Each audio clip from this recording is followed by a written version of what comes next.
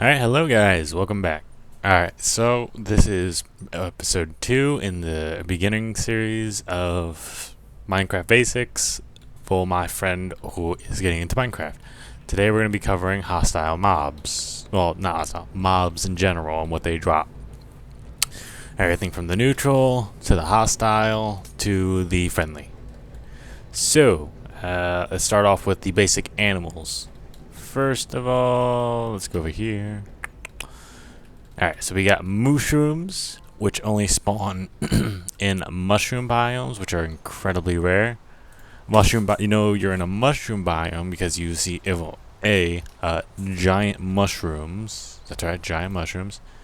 And instead of grass, you'll see this stuff. Alright, good thing to know about mushroom biomes. No hostile mobs spawn there, so you're safe there. So yes, mushrooms, they will have the same drops as cows, except if you right click them with a bowl. That's game mode 0. You get mushrooms too, so they are more beneficial than cows for that. Okay. So when you murder them, they drop leather, beef, and they do not drop mushrooms when they die. But if you shear them, and shears are crafted when you get 2 pieces of iron and put them in a pattern like so. Hold on. Yeah, see, just 1 iron there, 1 iron there, that's it. That's all it takes. So when you shear them, they become normal cows and drop the mushrooms. You can right click on them with a bucket in order to milk them. A bucket is hold on. Crafting table. Iron. Nope, not iron. Wait, no, yes, iron. What was I saying? So 3. Alright, so in order to get a bucket, you take 3 iron and put them in this pattern. There you go, you get a bucket. You right click on a cow or mushroom and you get a bucket of milk. Alright, like I said, they have the same jobs other than that: leather and meat. Horses. Yes, there are horses. There are also donkeys, which are basically the same thing. Except horses drop leather if you kill them. No meat. That would be sick. And if you feed them hay bales. Oh no, sorry.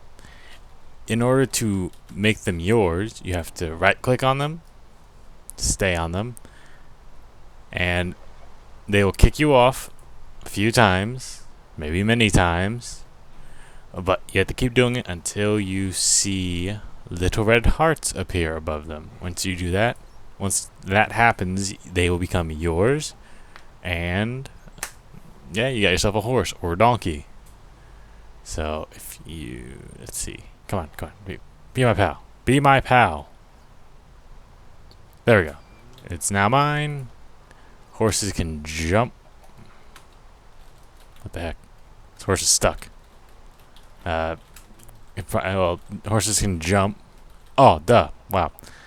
You cannot. When you just get on it, even if it's friendly, you can't do anything with it unless you have a saddle. Which, if you right click on it, it has 2 little spots. You just do this. Now it has a saddle. Now you can ride it. A fence in place, so it's difficult to jump by. Horses can also wear horse armor, which you can only find in dungeons randomly scattered in the world. So yeah. Donkeys are different only in that they can also have, I believe, a chest attached to them, because they're donkeys. Donkeys or mules, one of those. Alright, next one. Not the slime. No one likes the slime. Chickens. They lay eggs about every 5 minutes. You can throw the eggs for a chance to get chicks, and eggs are ingredients to make cakes. You kill a chicken, it will give you chicken and feathers, and you can breed them by having 2 chicken and feeding them seeds. The little hearts mean it's very like, ooh, let's go. Alright. And then in order to do anything with the chicks babies of any variety do not drop anything unless they grow up. They have to grow up. Alright, now in order to breed horses, you may need carrot. Is it golden carrot? You need golden carrots, which is gold nuggets surrounding a carrot. Carrots you can get from zombies. Alright. Randomly in dark caves, you will encounter bats. There is no benefit to killing them. They do not attack you. They drop nothing. Okay. Next. There are squids. The only mob outside of a dungeon that spawn in the water. They drop ink sacs, which you use to make book and quills, which let you write stuff down. And they act as black dye, so you can make black wool. They die when they're outside of water. So, yeah. Alright, pigs are useful for 2 things. 1, they drop meat. 2, if you have a saddle, you may mount the pig. And if you've mounted the pig, you can lead him with carrot on a stick. You can lead where he goes. Right clicking will make him go faster. You breed these little fellows with carrots. There you go. Okay, so these monsters despawn. These guys despawn. So just give me a moment. Ocelot.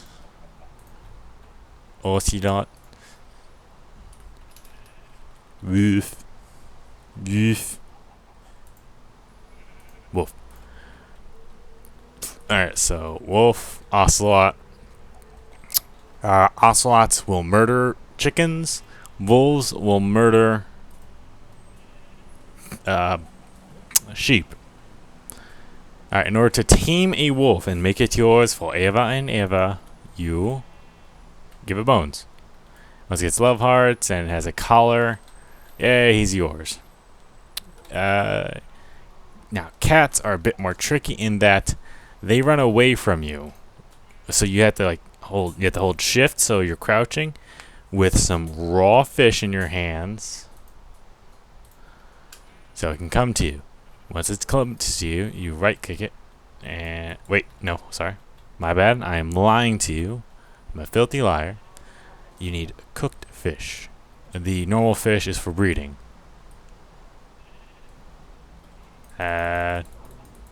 Princess has that.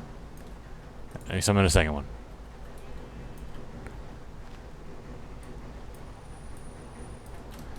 I think it's because it's too confined in there. It has to run away. It has to come to you. Hold on. Times a day. Turn the rain off.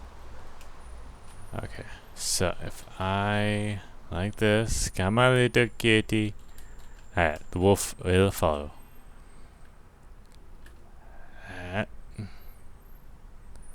Come on.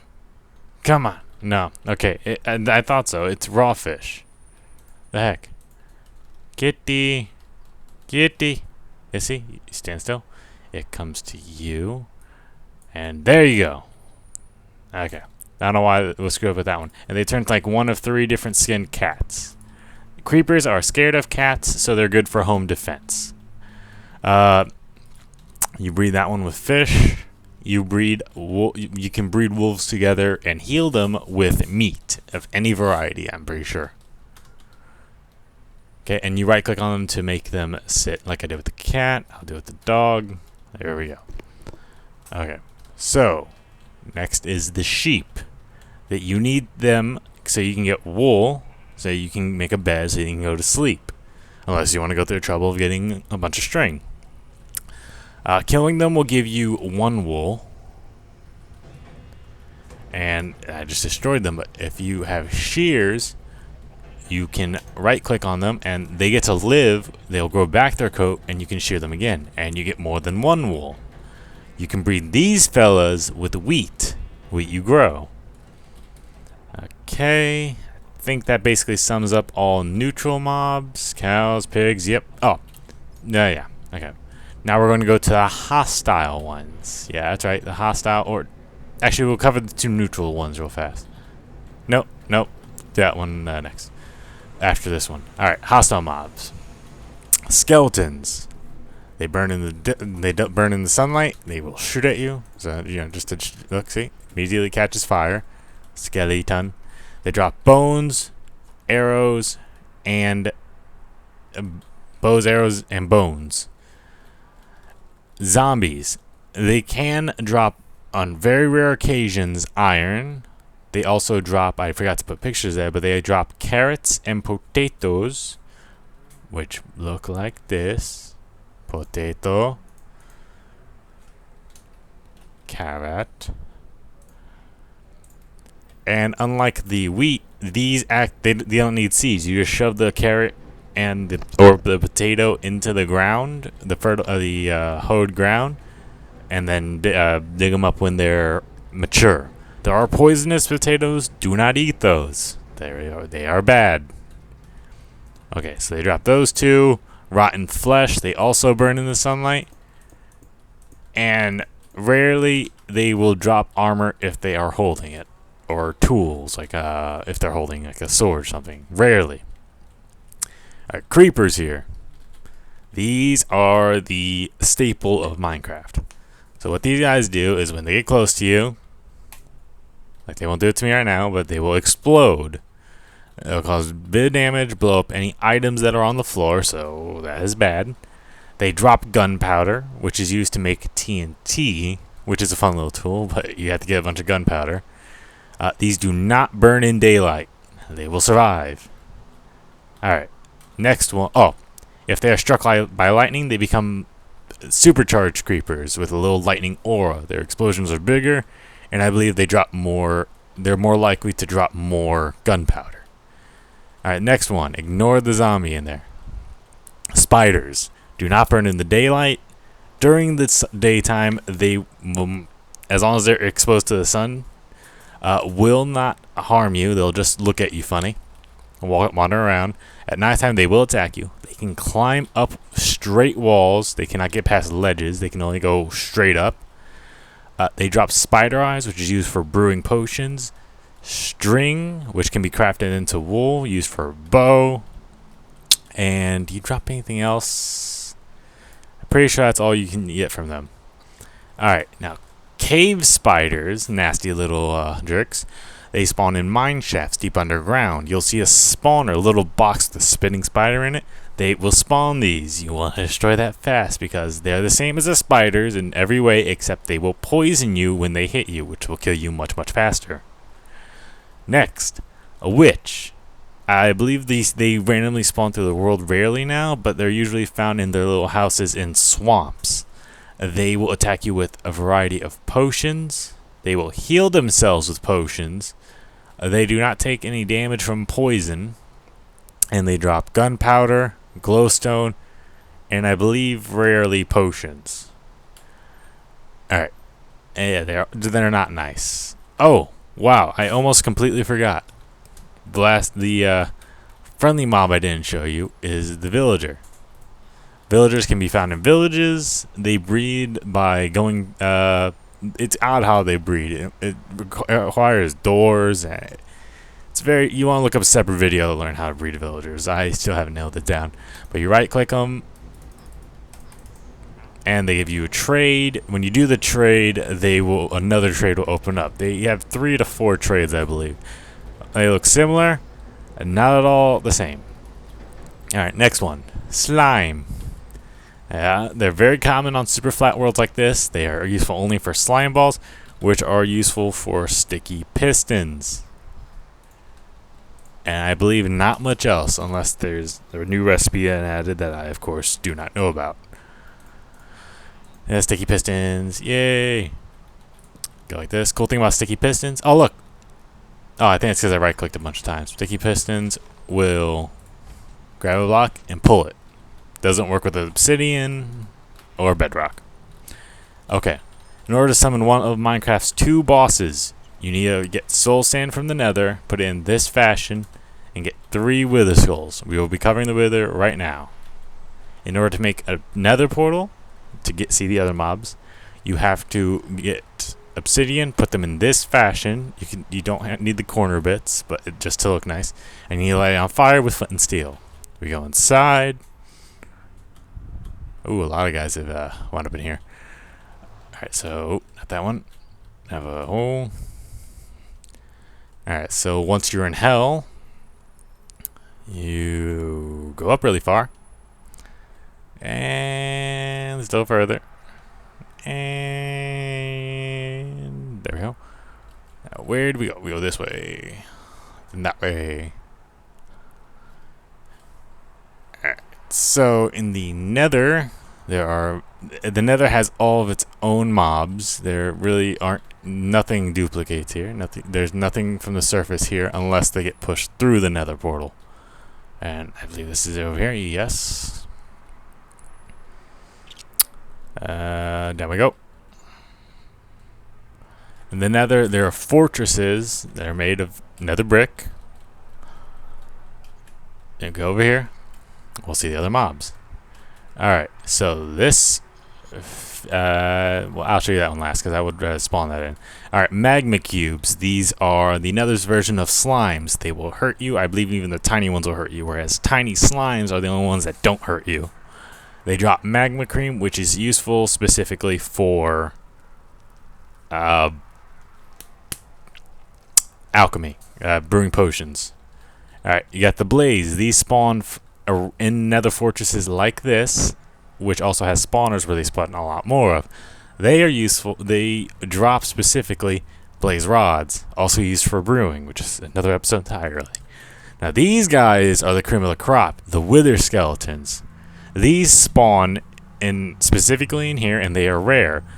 Extremely rare thing you get from them are the wither skeleton skulls, which is used to summon one of the 2 Minecraft bosses. They drop also cold stone swords and bones, and that's the jerk of the nether. All right, so the neutral mobs. Actually, sorry. There's 3 more mobs I gotta show you. Ghast. Piggies. And Enderman. Okay. So this guy, the ghast, which I'm about to show you, drops ghast tears and gunpowder. They are specific. The ghast tears are specifically for brewing potions, which is a load of fun. This is what it looks like when it's not constrained. Giant floating tentacle creature that shoots cannonballs at you. You can punch the cannonballs back at it to kill it. It has very little health compared to other Minecraft mobs. So that's basically the deal with the ghast. Alright, the most common denizen of the nether is the zombie pigmen. They are neutral until you piss one off. Then when you piss one off, you piss all nearby pigmen off. They are all armed with golden swords and will murder you very quickly. So when you attack these guys, make sure you're ready.